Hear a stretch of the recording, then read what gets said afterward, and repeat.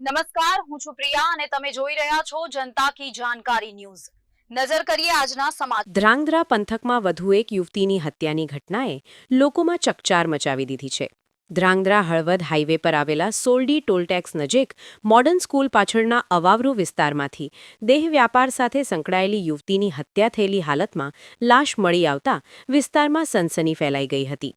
ઘટનાની જાણ થતાં જ પોલીસ તાત્કાલિક સ્થળ પર પહોંચી લાશનો કબજો લઈને પીએમ અર્થે સરકારી હોસ્પિટલ ખાતે ખસેડી હતી। સાથે જ મૃતક સાથે સંકળાયેલી અન્ય યુવતીની પૂછપરછ હાથ ધરવામાં આવી હતી।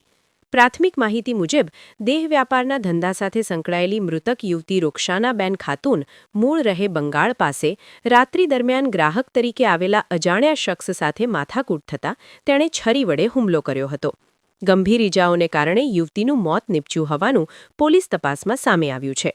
આ તકે ધ્રાંગધ્રા પોલીસે હત્યારા અજાણ્યા યુવકને પકડવા માટે ચક્રો ગતિમાન કર્યા છે અને હાલ એક શંકાસ્પદ વ્યક્તિની ધરપકડ કરી તેની કડક હાથે પૂછપરછ પણ હાથ ધરાઈ છે।